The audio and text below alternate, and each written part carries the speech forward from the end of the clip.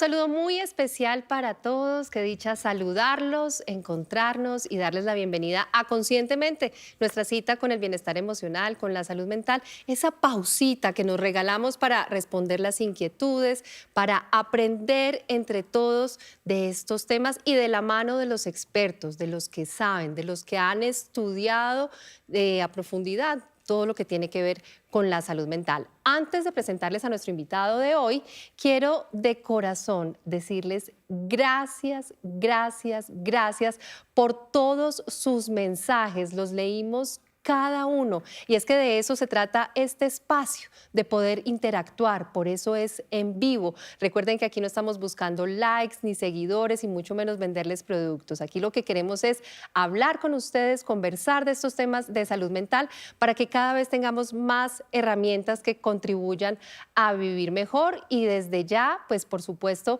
invitados a que nos escriban a través de todos los chats de nuestras plataformas digitales. Y a través del WhatsApp, les recuerdo el número 315-366-0201. 315-366-0201. Los estamos leyendo. Como ya les habíamos anticipado, durante los próximos minutos vamos a hablar de depresión. Es una palabra que probablemente para todos tiene distintos significados, que la relacionamos con tristeza, pero es normal, es enfermedad, pues vamos a resolver todas esas preguntas. Empiecen, por favor, a escribirnos. Aquí estamos para resolver todas sus inquietudes y todas sus dudas de la mano del doctor Juan Manuel Orjuela. Doctor Orjuela, médico, neuropsiquiatra, de verdad, gracias por haber aceptado esta invitación y bienvenido a Conscientemente. Gracias, Fernanda, y a todos los televidentes.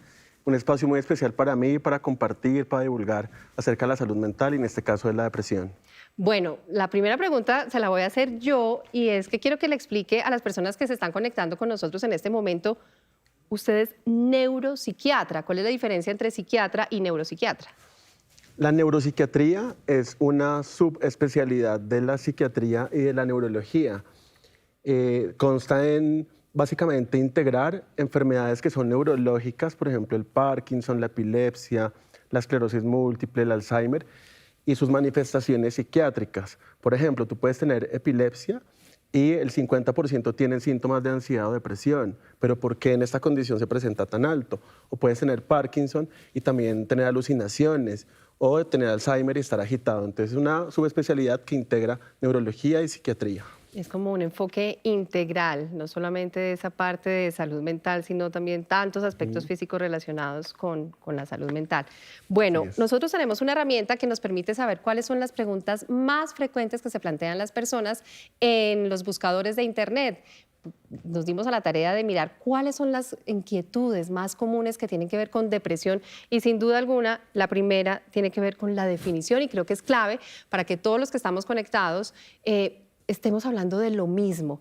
Depresión lo asociamos con tristeza, ¿son lo mismo, no son lo mismo? Estamos hablando de una enfermedad.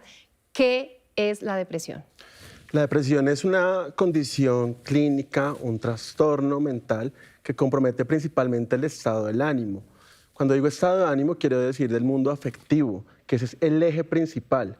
Hay un criterio de tiempo, Fernanda, que son más o menos 2 semanas. A partir de 2 semanas en adelante, donde una persona tiene un estado de ánimo triste, persistente, gran parte del día, la mayor parte del día, y que además se acompaña de una falta de disfrute por la vida. La capacidad para sentir hedonismo, placer, se ve disminuida por la depresión.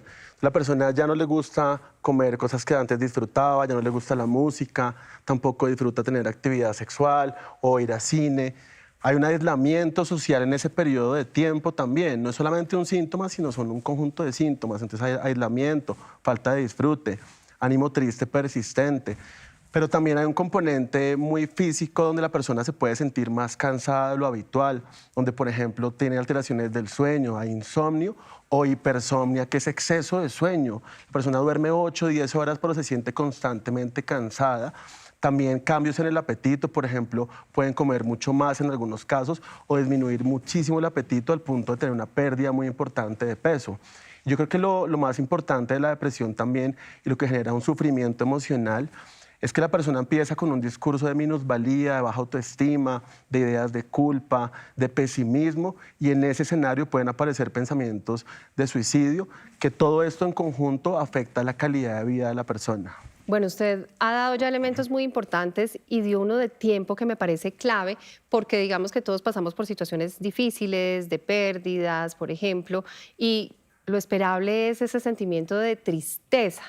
Pero cuando esa tristeza es persistente, muchas veces sin explicación, ¿por cuánto tiempo? ¿Más de? 2 semanas. Ajá. Más de 2 semanas, ahí ya hay que sospechar que se trata. Y muchas de las personas que consultan estas plataformas digitales preguntan eso. Es decir, ¿cómo sé yo que lo que tengo es mucho más que una tristeza, que sea una reacción normal a una situación que estoy pasando? Sí, ese límite es fundamental, a veces es borroso, pero yo les diría lo siguiente: la tristeza es un estado emocional que hace parte de la vida. Todos experimentamos tristeza cuando tenemos frustraciones, duelos, pérdidas, y la tristeza suele ser un estado transitorio. Yo siempre digo que la tristeza uno se la puede llevar en el bolsillo, pero puedes ir a trabajar, puedes ir a estudiar, puedes viajar. Y la tristeza, de hecho, es universal porque tiene ciertos factores positivos. La tristeza te ayuda a generar autorreflexión, autoconocimiento, perspectiva. La tristeza es importante transitarla. Y es necesaria, ¿no? Es necesaria, no hay que evitarla en este Además, mundo. lo normal si uno tiene una pérdida es sentirse triste. Exacto, y llorar también. Cuando tú lloras, el sistema inmune mejora, liberas endorfinas. La tristeza es necesaria. Ya es diferente muchas veces a no tener como una causa específica y empezar en este cuadro muy larvado, lento, progresivo, donde se vuelve incapacitante y el dolor emocional llega a una magnitud tan importante que no te permite estudiar, trabajar, concentrarte y aprender. Hay una analogía que a mí me gusta mucho y es la del clima, que dice que las emociones son como el clima, que uno se levanta y puede estar lloviznando, pero mientras que se baña, desayuna y sale a la calle hacia el trabajo, pues ya está saliendo un poquito el sol. Cuando llegas al trabajo ya probablemente está haciendo el mediodía, muchísimo calor y luego cae un aguacero. Así son las emociones, ¿no? Estamos como moviéndonos todo el tiempo en ese vaivén de emociones, pero el problema es cuando se vuelve una persistente. Claro, la naturaleza misma de las emociones es fluctuante y esa analogía yo la utilizo con los pacientes. A veces les digo que son como las olas, que una ola puede ser muy grande, pero las olas siempre se desvanecen. Entonces es aprender a transitar esos estados que, aunque son dolorosos, son necesarios. El problema es cuando esto se vuelve persistente, a veces sin un motivo en específico, y afecta definitivamente tu funcionamiento, tu capacidad para tener un vínculo o una conexión con la vida, que al final es el punto crítico de la depresión. Cuando te desconectas de ti mismo, de la vida, se pierde el amor propio y aparecen las ideas de autoagresión o de suicidio. Y cuando se habla de funcionamiento es, ya no puedo trabajar, ya no puedo ir al colegio, ya no estoy rindiendo académicamente, la universidad, socialmente, lo que usted dice, eso es bien importante cuando las personas dejan de disfrutar eso que tanto gozaban previamente. Uno puede estar triste, pero dice, bueno, listo, vamos a cine y eso tal vez me distrae. Pero cuando definitivamente se pierde ese goce, el desprendimiento también es una señal de depresión. Sí, eso es importante lo que mencionas. Uno no se va deprimiendo súbitamente, uno se va deprimiendo lentamente, es como una gripa, ¿no? Que así como llega, así sale, igual es una condición médica. Y el desprendimiento social tiene que ver sobre todo con el aislamiento. Las personas se encierran más, no contestan los mensajes, dejan de interactuar con otros, el ausentismo laboral muchas veces. Entonces, ese enclaustramiento es muy importante porque pueden ser signos de alarma que nos indiquen en ese momento a preguntar o actuar qué pasa con esta persona. Precisamente hay una pregunta de Camila 1304. Gracias por conectarse, gracias por escribirnos. Ella dice, ¿por qué mi hermano se encierra en el cuarto y no sale? Solo está en el celular. ¿Puede ser depresión? Ese es un muy buen punto y, como les contaba, cuando ustedes, por ejemplo, tienen una gripa, tienen muchos síntomas: tos, malestar, fiebre. La depresión es importante y es que no es un solo síntoma aislado. Esta persona puede estar en su cuarto encerrada, pero la pregunta es, ¿viene teniendo cambios en su apetito, en su sueño? ¿Viene con un discurso de minusvalía, de desesperanza, de pesimismo? O sea, ¿qué más tiene esta persona, además de estar encerrado en su cuarto? Porque podría estar aislado por un periodo, por ejemplo, creativo. Entonces, los artistas se meten en el cuarto, pintan, dibujan, componen y después salen con una obra. El punto es, ¿qué está pasando dentro de ese cuarto? Además, lo que pregunta Camila creo que nos da pie a algo muy importante y es la edad de su hermano, ¿no? Porque además, cuando estamos hablando de depresión, de la condición clínica como tal, se puede presentar distinto en los adolescentes, ¿no? Sí, en los adolescentes y en los niños las depresiones son mucho más de irritabilidad, ¿no? Los cambios no son tan de verbalizar la tristeza de la vida existencial, sino de la hostilidad, la irritabilidad, la reactividad emocional, el bajo rendimiento académico también. Los adultos somos mucho más de expresar como lo pesimista de la vida y de la existencia. Mi doctor, usted menciona niños y adolescentes y, por ejemplo, dice, es más de irritabilidad. Y para un padre o para un cuidador o para un maestro puede ser muy difícil con un adolescente decir, ¿esto hace parte del proceso normal de la adolescencia o será que aquí hay una señal de alarma? ¿Qué decir en ese caso y qué otras herramientas como para abrir esa mirada y estar pendiente de esas otras señales que usted menciona que no es una sola, ¿no? Claro, yo creo que lo importante es que la persona tiene en un periodo de tiempo un cambio determinado en su comportamiento, porque a veces hay gente que es malhumorada toda la vida, hay gente que es irritable, de mal carácter, de mal genio y simplemente así ha sido siempre.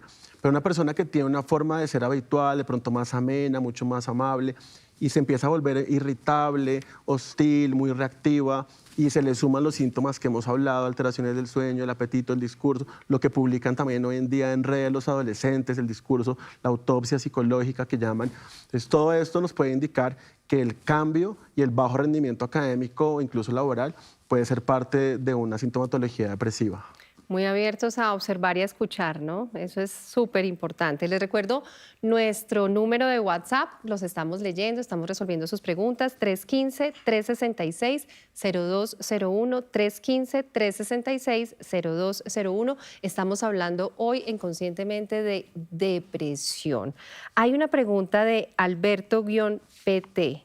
Mi esposa tiene depresión. ¿Cómo puedo ayudarla? Está medicada, pero se encierra en su condición.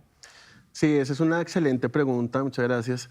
Y es que el cuidador es fundamental, porque la red de apoyo es lo que en ese momento sostiene muchas veces a la persona.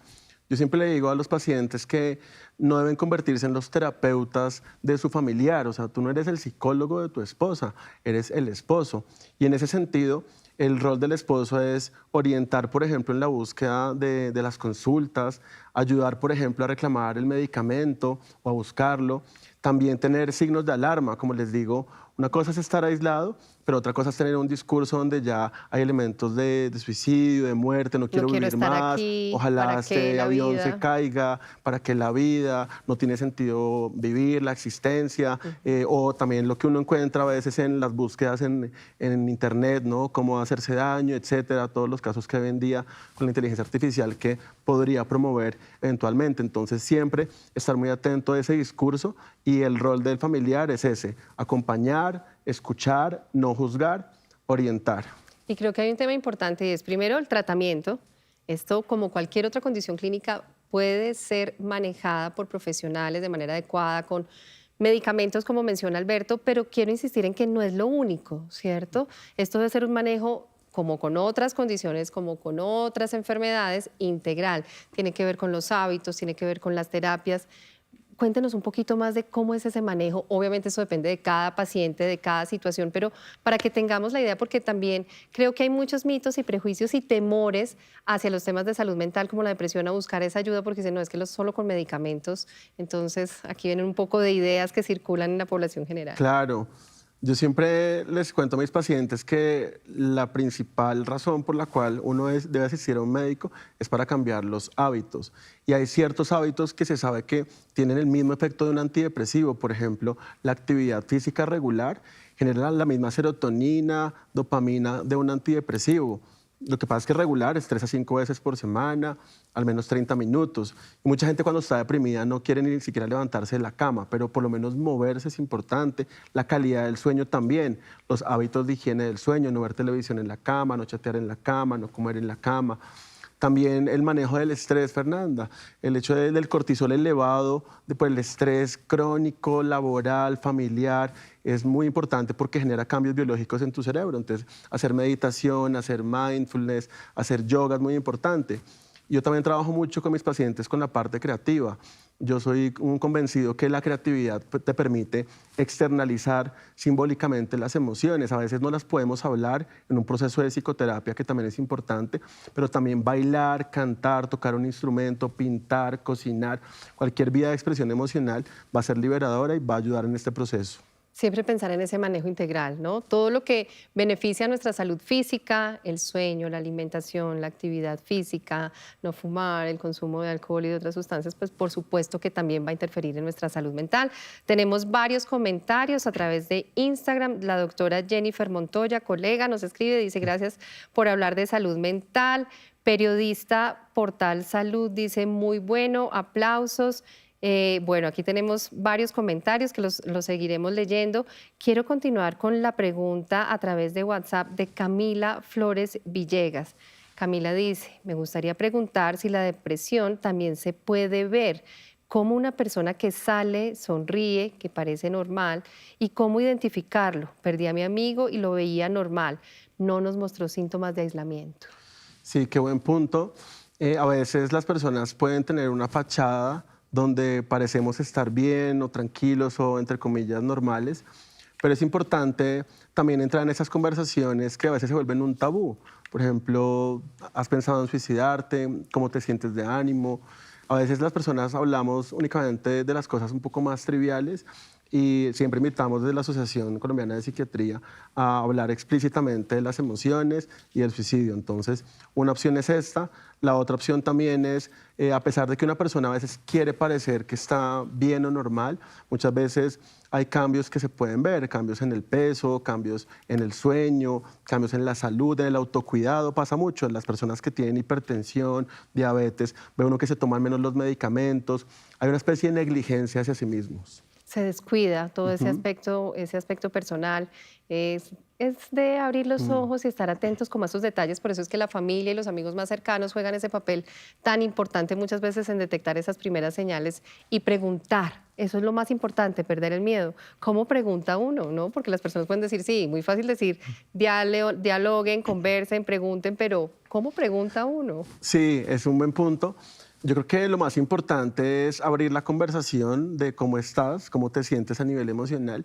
Y yo le recomiendo mucho a las personas que también aprendan a escuchar, porque nos pasa mucho que en el afán de invadir en el discurso de yo hice esto, lo otro, mi vecina, mi mamá, la gente invade tanto el discurso que no escucha. Entonces es muy importante en aquellos amigos, familiares, seres queridos que sospechamos que tienen cambios emocionales, abrir los oídos y tener una buena capacidad de escucha porque ahí es donde está la clave. Claro, porque a veces, obviamente, con las mejores intenciones, como todos nos hemos sentido tristes, decimos, no, pero eso se te va a pasar, tranquila, pon de tu parte. Pero debemos entender que cuando esa tristeza es persistente, ya estamos frente a una condición de salud. Y usted mencionaba ahora algo súper importante que quisiera que profundizara un poquito y es, usted habló de serotonina, habló de dopamina, es decir, aquí hay factores fisiológicos y biológicos implicados, porque nuestras emociones son el resultado de una química. Sí. La depresión es una condición multifactorial, ¿no? Depende un poco de la genética, de la crianza. Ahorita hablamos de los factores, por ejemplo, de la crianza, situaciones de carencia, de maltrato físico, etcétera. Pero la parte biológica, que como neuropsiquiatra también la he estudiado muy bien, tiene que ver sobre todo, básicamente, Fernanda y los que nos acompañan, en una disminución de la actividad de ciertas regiones frontales del cerebro. Resulta que estas regiones frontales del cerebro tienen que ver con la motivación. Por eso una persona que está deprimida se siente muy baja en motivación, le cuesta trabajo concretar metas. Y en esa misma región, un poco más profundo, están los núcleos del placer, de la gratificación, que también están hipoactivos, están bajos.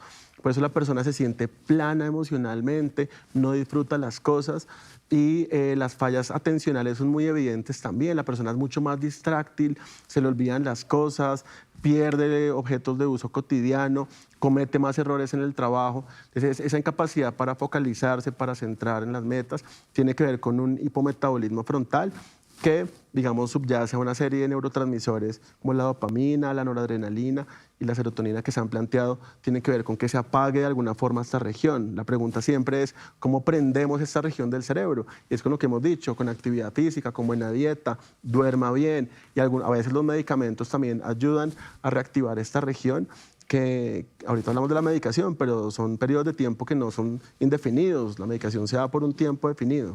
Exacto, y usted menciona algo que me parece también esencial y son todos estos factores. Cuando uno habla de otras condiciones de salud, por ejemplo, la diabetes, la hipertensión, no es por un solo factor, también viene la herencia, también vienen los hábitos, vienen distinta la sumatoria de una serie de factores que llevan a que la persona lo desarrolle. Usted mencionaba la genética. Es decir, si en mi familia hay personas con depresión, ¿yo tengo más probabilidad de tener depresión? Sí, eso es lo primero que preguntamos y se sabe que no es un solo gen, porque a veces decimos, ¿cuál es el gen de la depresión? Realmente la depresión es una condición que es poligénica, pero uno sí ve cómo en las familias corren genes de trastornos bipolares, por ejemplo, la carga genética es importante, pero también de depresión. Entonces uno ve que la mamá o el papá ha estado medicado u hospitalizado, los hermanos también, y pasa hoy en día que como esas generaciones no consultaban siempre, a veces las personas estuvieron deprimidas por mucho tiempo en casa, mamás, papás, aguantando a veces incluso temas de maltrato físico, psicológico, y tenían era una depresión clínica, y eso va a influir tanto en la genética como en la crianza, porque como es tu rol como madre, si tienes un cuadro depresivo recurrente, qué tan pendiente puedes estar de tus hijos o salir a jugar y disfrutar la vida con ellos. Bueno, pero nos queda claro, la genética juega un papel fundamental, pero si en mi familia no hay antecedente de depresión, igual existe la probabilidad. Sí, eso es bien importante porque como es multifactorial, entonces están los genes y está el ambiente. Hoy en día hablamos de la interacción genético-ambiental.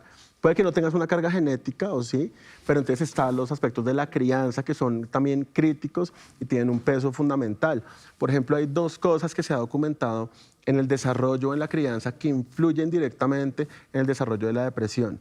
El primero es la privación, la carencia. Por ejemplo, la muerte de la madre entre los 3 y los 5 años aumenta 10 veces más el riesgo de depresión en la adolescencia, principalmente de la madre. Del padre también, por la desestructuración también económica, el sostén, la falta de presencia, pero la muerte de uno de los seres queridos es importante. Las situaciones de institucionalización, por ejemplo, en los orfanatos, etcétera, tienen que ver con esa carencia. Y el otro factor de la crianza, porque no pueden nacer sin los genes, es la sensación de amenaza. Esto se da cuando hay maltrato físico, psicológico, abuso sexual, bullying. Situaciones de pareja, que es muy frecuente Exacto. en nuestra sociedad. Claro, entonces están los papás agarrados todo el tiempo y el niño lo que dice es culpa mía. Los niños lo que hacen es que se echan la culpa de los conflictos de la casa. Entonces, crecer en una situación de carencia o de amenaza también aumenta muchísimo el riesgo de depresión en la adolescencia o en la adultez. Bueno, pues gracias por ese mensaje tan importante que nos da entre líneas, y es que estamos frente a una condición que no podemos simplificar, ¿no? Porque a veces se simplifica y realmente es muy compleja, y así como es compleja, debe ser enfocada y manejada. Tenemos una pregunta de Diego 1220. Gracias, Diego, por conectarse. Dice, me diagnosticaron con depresión. Me mandaron pastillas, pero me da miedo caer en una dependencia. ¿Qué hago? No quiero depender de eso. Gracias, Diego, por esta pregunta, porque sin duda alguna es el mayor temor de las personas cuando les hablan de la medicación. Sí, sin duda alguna, Diego, pones un punto muy importante, y es que, a ver, los antidepresivos son moléculas que no generan dependencia, pero para esto hay que definir qué es dependencia. Entonces, dependencia en la psiquiatría es que tú tienes un fenómeno de tolerancia, por ejemplo, la gente que tiene alcoholismo, tomas alcohol, 5 cervezas, 10 cervezas, 20 cervezas, una de aguardiente, un fenómeno de tolerancia. Cada vez necesita más. Claro, necesitas más y más y más. Eso no pasa con los antidepresivos. Y hay un fenómeno de abstinencia, que si suspendes puedes convulsionar, como pasa con la heroína o con el alcohol. Entonces, los antidepresivos son moléculas que primero son de venta no regulada en Colombia, es decir, no son medicamentos controlados. Eso es algo que nos indica que no es una molécula peligrosa. Lo otro es que son moléculas que se arrancan siempre a dosis bajas y no tiene que estar uno subiendo cada vez más y más y más de manera indefinida. Entonces no tiene este fenómeno de tolerancia. Lo otro es que es por un tiempo definido, más o menos es 1 año de tratamiento, y cuando las personas llegan al año de tratamiento, han hecho su psicoterapia, su cambio de hábitos, bajar la medicación también, si se hace de manera correcta, es sencillo y no genera síntomas de abstinencia ni de retirada. Entonces, definitivamente te puedo decir que los medicamentos, los antidepresivos, no generan dependencia. Si hay otra categoría, que pueden ser los ansiolíticos, como las benzodiazepinas, tipo clonazepam, alprazolam, etcétera, que sí podrían generar un patrón de dependencia si son utilizadas de manera crónica y cada vez más alta la dosis. Por eso la importancia de hacerlo bajo esa asesoría y ese seguimiento médico. Usualmente estos tratamientos, usted mencionaba, no son periodos muy largos. Cuéntenos un poco cómo son esos periodos de manejo, porque aquí hay una pregunta de las que más se formulan las personas a través de los buscadores de internet y es, ¿la depresión se cura o se controla? Que me Ya. parece importante. Claro, es una gran pregunta. Depende del caso. Hablar de curación es difícil, pero hay pacientes o hay personas que tienen a lo que llamamos un episodio depresivo único, que en algún momento de la vida confluyeron factores que pueden ser duelos, reactivos, fallecimientos, y que pasó del duelo, de la tristeza a la depresión, porque esos también pueden ser desencadenantes. Ahí es un intento de suicidio, dejó de comer, requirió hospitalización por psiquiatría. Entonces, y hay gente que resuelve esos episodios y son un antecedente único. Entonces, sí hay personas que haciendo un proceso de psicoterapia, cambiando los hábitos, inclusive un periodo, como mencionó, de 1 año de medicamentos, puede dejar de sentir ese tipo de síntomas y entrar en un estado que llamamos remisión. ¿Listo? Pero hay otras personas que se vuelve una condición recurrente. Entonces, cuando hay recurrencia, que son 2, 3 o más episodios, es más difícil hablar que te vas a sanar o te vas a curar necesariamente, sino que vamos a controlar los síntomas, que puede ser con tratamiento farmacológico o no farmacológico. Pero como cualquier otra condición de salud, igual se puede manejar y se puede llevar una vida normal, académica, laboral, familiar y social, si se tiene un manejo adecuado. No hay por qué cargar ni acostumbrarse a vivir con ese sufrimiento emocional. Sí, eso es clave y yo siempre le digo a los pacientes que tienen mucho miedo a la medicación, ustedes miren, ustedes pueden leer un libro de cómo se juega tenis, verse una película de tenis, 30 partidos, pero hasta que no jueguen tenis no van a saber cómo se siente jugar tenis. Es lo mismo con algunos antidepresivos cuando se requieren. La persona lo prueba y tiene un criterio y la gente a veces dice, ¿sabe qué, doctor? Me siento mucho mejor, estoy más tranquila, tengo menos ansiedad, pude volver a trabajar, a hacer cosas. Yo todos los días veo eso en mi consulta y eso que yo trabajo mucho con los hábitos. Entonces, a veces hay que probar las cosas con la asesoría adecuada y uno tener un criterio con la experiencia y no con lo que se imagina que va a pasar con la medicación. Así como cuando tiene diabetes va donde el médico, igual en este caso, ¿no? Exacto, Eso creo que es uno de los tal cual. mensajes más importantes que todos nos debemos llevar el día de hoy.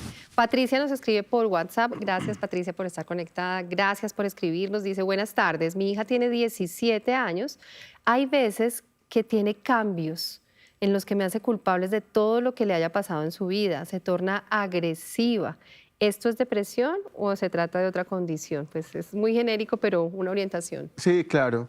Hay que ver qué otros síntomas está teniendo además de la irritabilidad y también preguntarnos acerca de la relación madre-hija.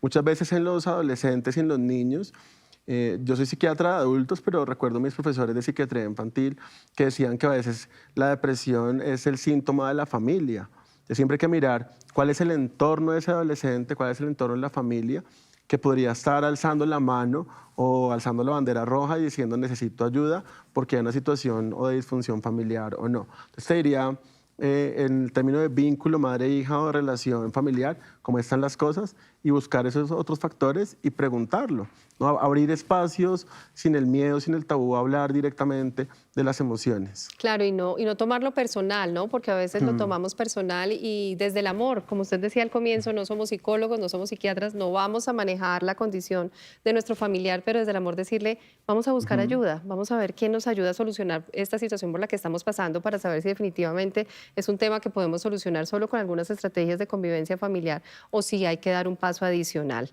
Hay un WhatsApp de una persona anónima, nos dice, hola, gracias por hablar de este tema. Me encanta esta pregunta porque nos da pie también a lo que usted mencionaba al comienzo y dice, ¿podrían hablar de la relación de la depresión con la perimenopausia?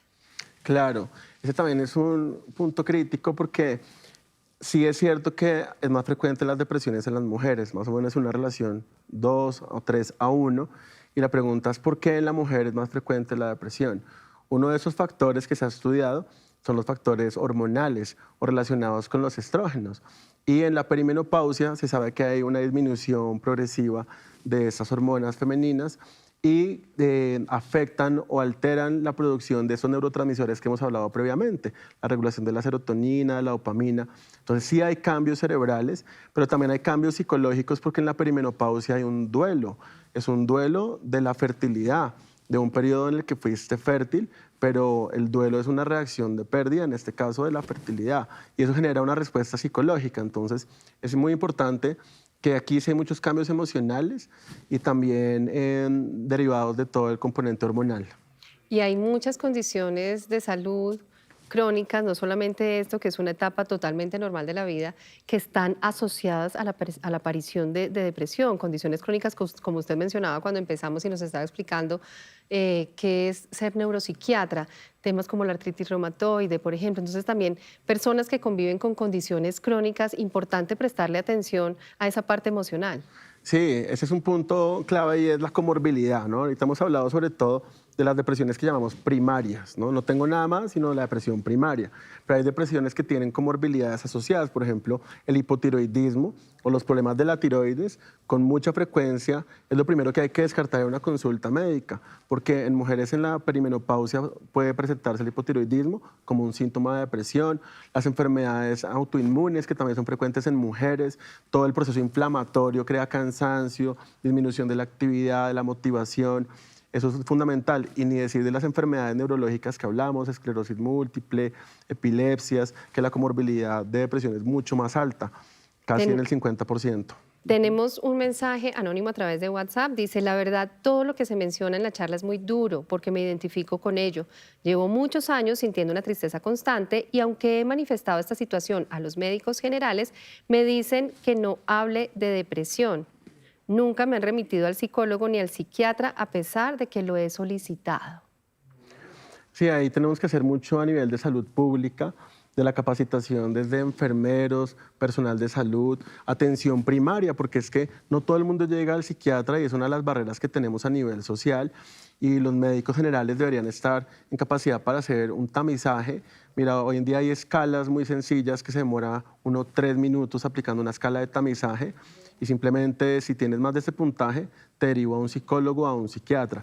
Entonces ahí sí hay que hacer mucha intervención y mucho trabajo a nivel de salud pública para filtrar estos casos y que no sea como una bola de nieve y la persona ya en su evento final llega infartado a la clínica en el caso de una cardiopatía, y aquí llegas con un intento de suicidio a la clínica.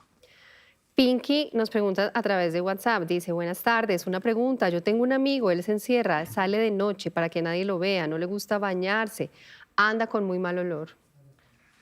Creo que lo mencionamos y vale la pena insistir en esa parte del... Gracias, Pinky, porque a veces la depresión no es solamente verbalizarla, a veces es el comportamiento.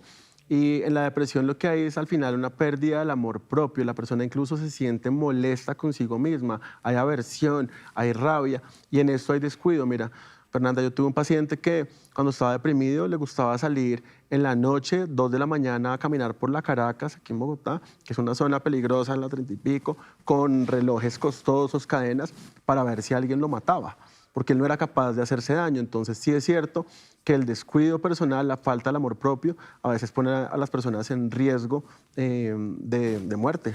Y en ese caso, ¿cuál es la recomendación para Pinky como amigo?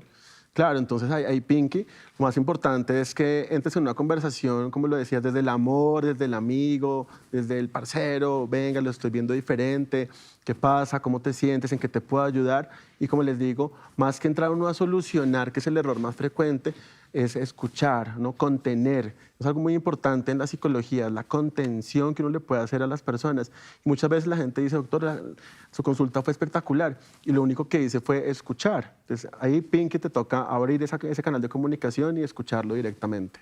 Sin temor, sin prejuicios, sin juzgar, sin burlarse, escuchando de manera realmente empática.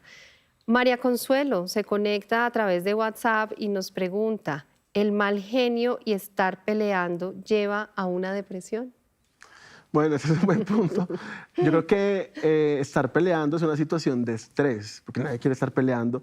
Y si tú tienes una pelea constante, vamos a hablarlo, por ejemplo, a nivel de pareja o a nivel laboral, si hay conflicto todo el tiempo, y como les he dicho, aquí no es que uno tenga un fin de semana que se peleó con su pareja o con su jefe, aquí es que completaste semanas, meses en una situación de estrés, porque el estrés, como les digo, aumenta el cortisol llega a ciertas partes del cerebro como el hipocampo, genera cambios biológicos y la persona empieza a entrar en un estado depresivo. Entonces va a depender mucho de la personalidad, pero definitivamente pelear constantemente es un estresor crónico que te pone en riesgo para ansiedad y para depresión.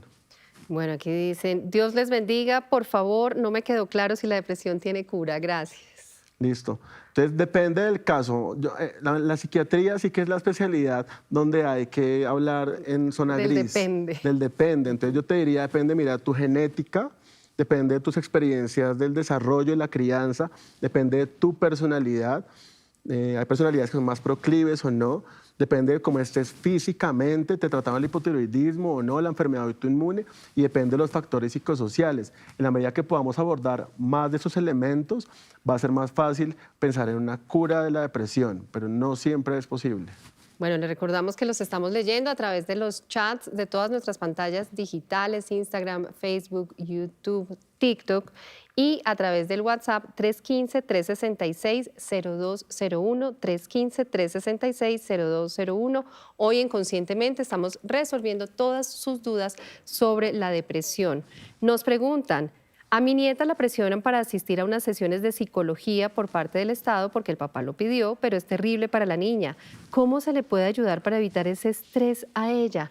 Aclaro, padres separados. Sí, yo le digo a los pacientes que uno debe asistir a la consulta de psicología o psiquiatría de manera voluntaria o por lo menos no forzada. Es como si yo te obligo a meterte a una clase de violín y nunca te ha gustado el violín, pues no te va a ir bien. Entonces lo ideal es, yo creo que hablar con la persona, con el terapeuta y expresarle esto, que no se está sintiendo bien, pero sí no desaprovechar el momento para tratar la situación de la separación a través de una psicoterapia. Entonces al final yo te diría, es fundamental que sí hagan un acompañamiento terapéutico, pero que no sea como algo obligado, forzado, porque va a tener el efecto contrario. Preguntarle, ¿no? ¿Qué quiere? ¿Por qué no quiere ahí? De pronto sí quiere, pero no hubo empatía con el terapeuta, no sé, a veces nos enredamos la vida y puede haber razones mucho más sencillas, ¿no? Sí, claro, igual, abrir el canal de comunicación con la niña. Muchas veces los niños pequeños les va muy bien a través del arte, como les digo. No todo tiene que ser hablado y a los niños les cuesta mucho trabajo verbalizar las palabras. Entonces los psiquiatras y los psicólogos infantiles hacen mucho tema con el dibujo o inclusive con el juego también. Aquí nos preguntan, dice, he sido diagnosticado como ansioso depresivo y esto creo que vale la pena también aclararlo porque puede haber aquí una mezcla de estas dos emociones. El doctor, ¿en qué momento determinar que ya el paciente está bien y ha superado la depresión? Es decir, hemos hablado de esas señales de alarma, de esos síntomas, pero también en qué señales nos indican que estamos del otro lado. Es una excelente pregunta. Hay dos cosas que yo te diría que podemos tener en cuenta. La primera es que nosotros en la consulta utilizamos escalas clínicas, donde al principio, por ejemplo, una escala te puede puntuar 25 y con el tratamiento podemos cuantificar que una reducción de síntomas, entonces uno puede objetivar la consulta a eso. Pero en la cotidianidad te diría, mira, ya estás mejor cuando te vinculas mucho mejor con las personas que quieres, cuando disfrutas de las cosas que habitualmente disfrutabas, cuando te sientes mucho más enfocado y concentrado, cuando puedes tener un mejor rendimiento académico, laboral, cuando puedes estudiar y aprender mucho más fácil. Cuando la persona recupera esa funcionalidad y ese bienestar, ahí podemos hablar de un estado de remisión. Perfecto, nos queda claro. María Elena nos escribe a través del chat de YouTube y dice, buenas tardes, tengo 71 años, hace 7 años sufrí un episodio severo de estrés, me lo manejaron con medicamentos, pero no me he recuperado del todo. Me ayudó muchísimo, pero quedan sombras que quisiera que desaparecieran del todo. ¿Qué puedo hacer? Gracias. Sí, la mayoría de los síntomas que tienen las personas terminan siendo residuales. Les voy a explicar este concepto. Cuando ustedes tienen, por ejemplo, una gripa muy fuerte, les ha pasado que queden después con una tosecita, que queda ahí 15 días, un mes, y uno dice, no, es que me dio una gripa muy fuerte hace un mes. La depresión es igual. Uno puede tener síntomas críticos durante el episodio, pero pueden quedar síntomas residuales como baja motivación o de pronto ciertas dificultades atencionales. Por eso es muy importante los seguimientos en psiquiatría porque muchas veces las personas se sienten mejor y no vuelven o suspenden el medicamento porque se sienten mejor, que es un error frecuente, y arrancan las recaídas. Yo te diría que esos síntomas residuales sí se pueden manejar de diferentes formas, incluso con algunos suplementos, y son relativamente frecuentes. Hacer ese seguimiento, ¿no? Eso es bien importante, y no solamente una consulta, un par de consultas y me siento tal vez un poco mejor y no vuelvo al control. Sí, claro, y ese es el error más frecuente porque las personas creen que al salir de la depresión ya llegaron como a la cima y realmente el reto es el mantenimiento, ¿no? ¿Qué vas a hacer tú durante este año de tratamiento para mantener tu salud mental? Y ahí están los 6 meses de psicoterapia, está la actividad física regular, están las actividades creativas. Entonces el mantenimiento es lo que va a ser fundamental, no solamente sentirse mejor como una respuesta más aguda o más corta. Bueno, hay una pregunta también muy frecuente cuando se trata de las plataformas de Internet, de todos estos buscadores, y es, ¿qué me tomo? ¿Qué me tomo? Y por supuesto, estos buscadores en cuestión de segundos sacan un montón de respuestas. Usted ahorita mencionaba suplementos y cosas también naturales. Yo quisiera hacer énfasis, ¿no? Porque dentro de todo ese temor y ese prejuicio y como ese recelo que hay hacia la consulta al psiquiatra y hacia los medicamentos, muchas personas prefieren, incluso de manera anónima, para no tener que pedir la cita o decir en el trabajo que voy al psicólogo o al psiquiatra, buscar este tipo de ayudas, entre comillas, naturales. ¿Qué decirles? Sí, yo soy un psiquiatra, un neuropsiquiatra muy abierto con eso, pero también soy muy científico. Entonces, la mayoría de cosas que son naturales nos pueden ayudar, por ejemplo, a bajar la ansiedad. Por ejemplo, una valeriana, una pasiflora, una lavanda, son buenas para bajar la ansiedad o para dormir. Pero hay muy pocas cosas que sean naturales que tengan un verdadero efecto antidepresivo.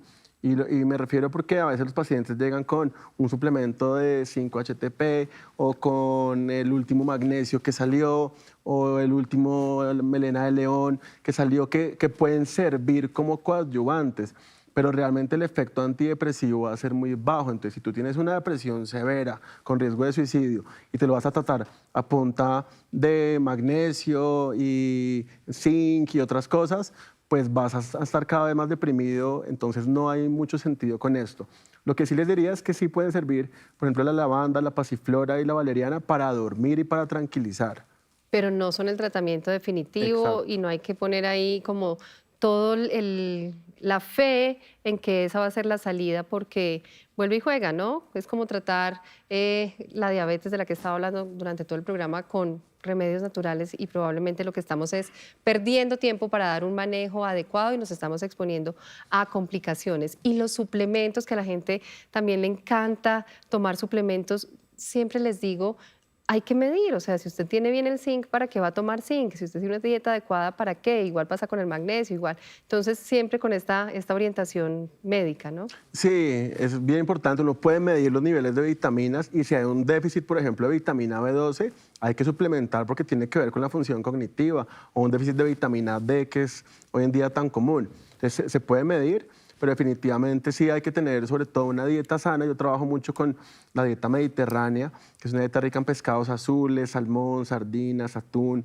frutas, vegetales y bajo en alimentos ultraprocesados. Y en ese tipo de dietas ahí hay un gran aporte de vitaminas y minerales. Usted dice dieta sana, es decir, estamos hablando de una dieta variada, equilibrada, higiénica, porque también se suelen como atribuir propiedades, yo digo que sobrenaturales, o a veces mágicas o poderosas a ciertos alimentos, y con eso tiene que ver la pregunta que nos envían a través de WhatsApp. Dice, ¿hay alimentos que ayuden a disminuir los síntomas de la depresión? Es una muy buena pregunta porque miren, la serotonina se produce a partir de una molécula que se llama triptófano.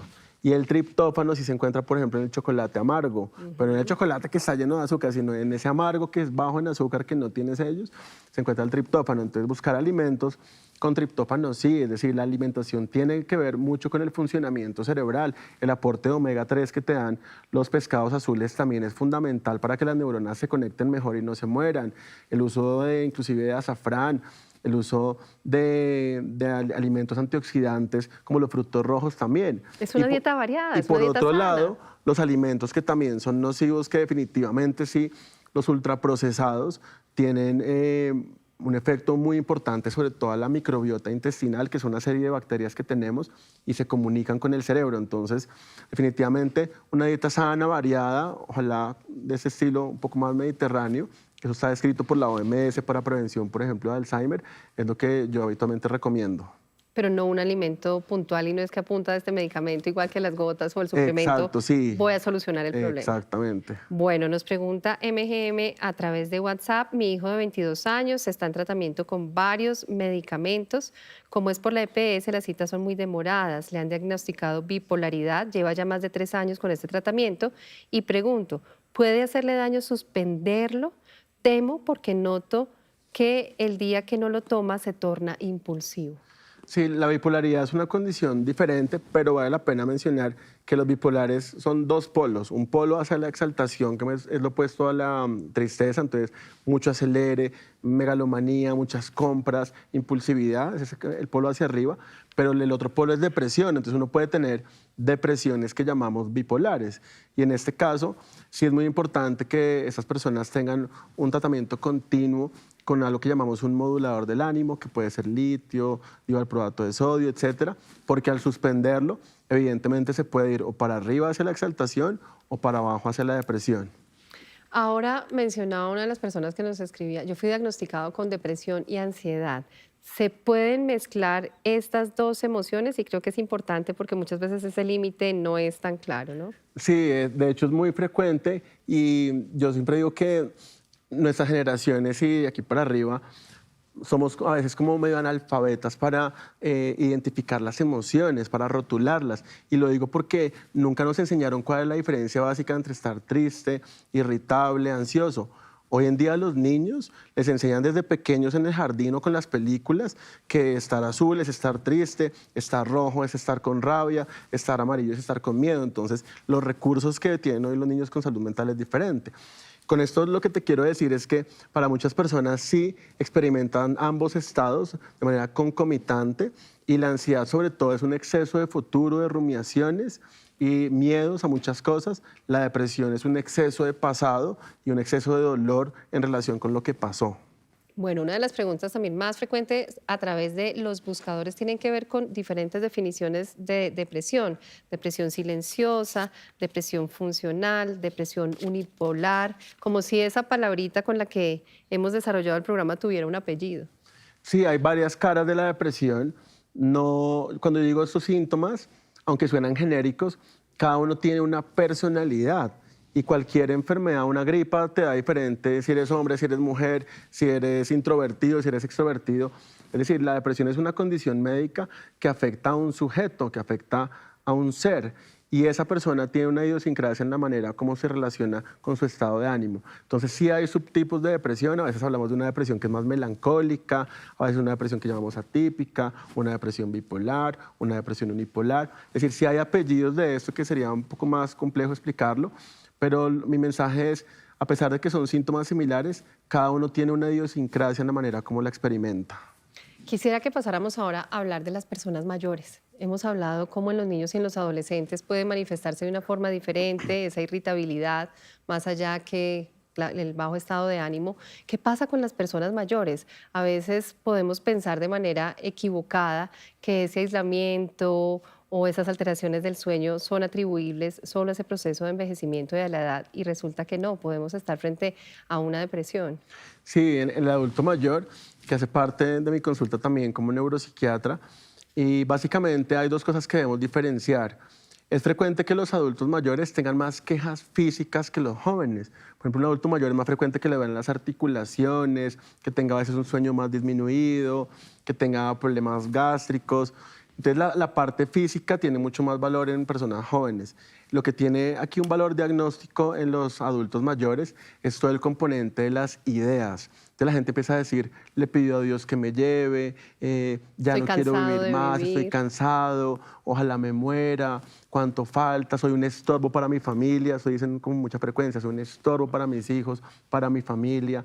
Y ese discurso es muy importante porque nos diferencia de la parte estrictamente física y es muy frecuente sobre todo cuando hay enfermedades crónicas, hipertensión, diabetes, diabetes, diagnóstico de cáncer. Recordemos que el suicidio consumado más frecuente es en adultos mayores que tienen diagnósticos de enfermedades terminales. Entonces ahí hay un riesgo importante.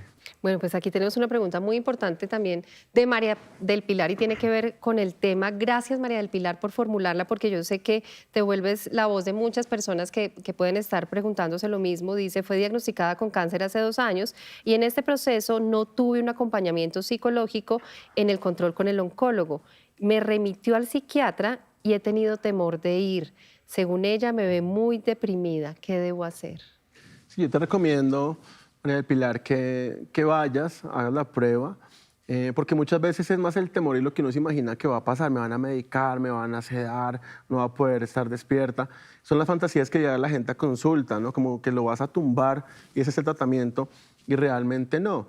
Cuando consultamos los psiquiatras de enlace, porque hay una especialidad de la psiquiatría que tiene que ver con esto, o la psicooncología, son personas que están muy bien entrenadas para entender el contexto de cada cáncer, de cada tipo de tumor, las interacciones entre los medicamentos, si el medicamento interactúa con la quimioterapia o no. Yo te diría que te des la oportunidad y vas a ver que en algo seguramente te va a servir.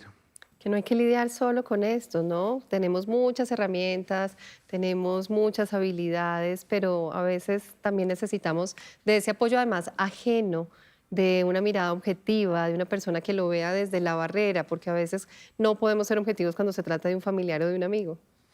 Sí, esa es la mirada del terapeuta, que a veces hablamos del terapeuta espejo. En un proceso de psicoterapia, al final el rol de terapeuta no es decirte qué hacer, que es la crítica, pero no me dijo qué tenía que hacer el doctor. Es en la psicoterapia, uno es el espejo y te permite ver desde afuera cosas que para ti son invisibles. Pues precisamente Alejandra Cárdenas también nos envía un comentario que me parece muy valioso y que permite ampliar sobre la terapia, ¿no? Ella dice, buenas tardes, mi nombre es Alejandra. Para mí lo más importante es que cuando uno vaya al especialista lo escuchen y que no lo manden a escribir cartas. Sale uno peor de aburrido. Bueno, te voy a decir que hay diferentes corrientes psicológicas, así como tú puedes ir al psicólogo y te acuestan en un diván, hay otros que te mandan a hacer cartas. Entonces hay diferentes enfoques. Lo que yo les diría es, primero busquen un enfoque que les parezca que puede ser coherente con ustedes. Por ejemplo, si tú quieres hablar cosas de tu infancia, de la adolescencia, el psicoanálisis es buenísimo para irse al pasado a resignificar. Si quieres algo más dirigido al presente, al aquí y a la ahora, una terapia cognitivo-conductual. Si quieres tener un sentido de vida, el por qué vivir, para qué respiro, para qué trabajo todos los días, la logoterapia, que son terapias humanistas. Entonces, dependiendo de lo que la persona quiera, hay que buscar un enfoque. Y ese es el rol del psiquiatra en la consulta, ayudarle al paciente a escoger un terapeuta con determinada corriente psicológica. Claro, y si esa estrategia no funcionó, pues hay muchas más. No todos te van a mandar a escribir cartas y que, por supuesto, eso no es el único ejercicio ni la única medida a la que se recurre. Aquí nos dicen, anónimo a través de WhatsApp, buenas tardes, quiero saber si las pastillas anticonceptivas pueden generar depresión. Siento que cuando estoy en la semana de descanso estoy más tranquila, pero hacia la mitad del uso de las mismas cambio de humor frecuente y me da que entro a ansiedad o me deprimo mucho. Fui al doctor y me diagnosticó un episodio depresivo leve. En algunas mujeres sí es cierto que los cambios hormonales generan síntomas emocionales mucho más evidentes, por ejemplo, los síntomas premenstruales. En algunas es claro que los 5 días antes de la regla tienen muchos cambios emocionales. Entonces, hay algunas personas, se ha podido mostrar en algunos estudios, que los anticonceptivos en algunos pueden incrementar la sintomatología depresiva, pero sobre todo cuando son dosis altas de anticonceptivos y son de depósito, sobre todo, entre más sea la carga hormonal, más riesgo tienes de presentar síntomas depresivos. Los de microdosis a dosis bajas podría, pero es menos frecuente. Entonces probablemente solo necesite un ajuste o de pronto buscar otro tipo de método anticonceptivo para poder disminuir esos síntomas. Aquí dice María del Pilar, gracias por su bondad y recomendación, Dios les bendiga, mensajes de gratitud también de las personas que están conectadas con nosotros a esta hora. Nos quedan ya pocos minutos, se nos va a acabar el espacio. Tenemos una pregunta que tiene que ver con el lupus y yo creo que vale la pena enfatizar ya como para ir cerrando estos mensajes y dice ella, es más frecuente que con esta enfermedad pueda tener síntomas de depresión o de ansiedad. Sí, el lupus es una condición muy delicada, es una enfermedad autoinmune y cualquier condición que sea inflamatoria en el cuerpo, inflamatoria quiere decir que el sistema inmune está muy activo, mandando muchas señales, puede generar síntomas depresivos porque eso pasa en el cerebro, ya se han documentado unas moléculas específicas como la interleuquina 6 que tiene que ver con la sintomatología depresiva. Y lo otro es que en el lupus también a veces hay que tomar muchos medicamentos para controlar la enfermedad y esos pueden tener efectos adversos. Hay que tener ciertas restricciones, por ejemplo, el tema del sol. Entonces el lupus es una condición que genera síntomas depresivos con mayor prevalencia, pero igual sí se pueden tratar, sí te pueden mejorar.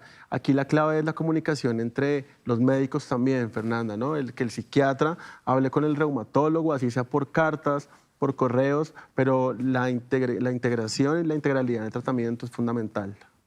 Dice M. Candela, es posible, y qué bueno porque nos habla también de los cuidadores, es posible que después de un tiempo de cuidar a un paciente con depresión y ansiedad yo esté experimentando los mismos síntomas.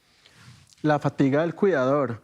Muchos pacientes que yo tengo tienen Alzheimer, autismo también, que no hemos hablado, y los cuidadores están allí todo el tiempo en esa labor de hacer, de guiar, inclusive de contener a veces la agresividad, escupe, muerde, no se quiere tomar, rechaza el baño, no se quiere meter a bañar.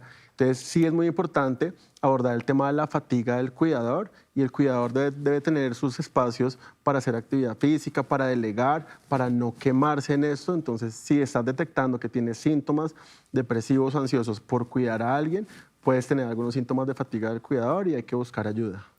Bueno, aquí tenemos una pregunta de vestuarista escénico. Dice, buenas noches. Si uno no puede ver la nota, ¿se puede ver la repetición en algún sitio? Sí. Recuerden que este contenido se vuelve a emitir los domingos a las 3 de la tarde después de nuestro noticiero en la señal abierta. O si no, ustedes pueden simplemente poner en el buscador Noticias Caracol en vivo y, por ejemplo, el tema de hoy, depresión, o si quieren revivir nuestro tema anterior, ansiedad. Se nos acaba el tiempo, doctor Orjuela. Mensajes claves después de esta conversación tan importante, insistiendo en la gratitud para todas las personas que se han conectado, que han hecho sus preguntas y que yo estoy segura de que esos conocimientos y ese aprendizaje llegan más allá de solamente quienes están hoy conectados y estamos poniendo ese granito de arena. Sí, yo creo que uno de los mensajes claves es, primero, detectar si tenemos nosotros síntomas depresivos o alguien que está cerca de nosotros, familia, amigos. Lo segundo es hablar, no perder el miedo a preguntar sobre las emociones, orientar también, pero sobre todo saber que eso es una condición que es reversible. No hablamos tanto de que se va a curar, se va a sanar ya, pero sí es una condición que es reversible, que es tratable, que es controlable y por eso debemos hacer todos los esfuerzos para que estas personas no terminen de pronto en un intento de suicidio o en un suicidio consumado, porque como lo dije, se puede salir de la oscuridad, se puede salir de un estado que aunque sea muy doloroso, siempre va a ser efímero y transitorio. Doctor Orjuela, ¿dónde lo podemos seguir? ¿Dónde lo podemos leer? Bueno, me pueden seguir en mis redes, @juan.neuropsiquiatra, también mi página www.juanmanuelorjuela.com y bueno, los espero ahí en redes para seguir hablando de este fabuloso tema. Juan.neuropsiquiatra, ¿no? En Instagram, ahí lo podemos ver. Además, el doctor Orjuela se dedica especialmente a la música, ¿no? Yo creo que aquí vamos a tener un espacio más adelante para que hablemos de la música. Gracias infinitas por haber aceptado esta invitación. Gracias, Fernanda, por este espacio tan bonito y a todos sus televidentes. A ustedes, de nuevo, muchísimas gracias por haberse conectado. Recuerden que este espacio es por y para ustedes, para resolver sus inquietudes. Sigan escribiéndonos, también cuéntenos de qué quieren que hablemos, de qué quieren que sea nuestro próximo Conscientemente. Aquí estamos para ustedes. La depresión no es debilidad, es una condición médica como cualquier otra que puede ser tratada de manera integral, no solamente con medicamentos, también con terapia. Así que por favor, levantemos la mano si estamos pasando por ese proceso o si es alguno de nuestros familiares o amigos, pidamos ayuda. Nadie debe cargar con ese sufrimiento emocional tan intenso. Aquí lo seguimos leyendo. Gracias nuevamente. Un abrazo fuerte, virtual, digital, si así se puede llamar. Y esto es Conscientemente. Hasta la próxima.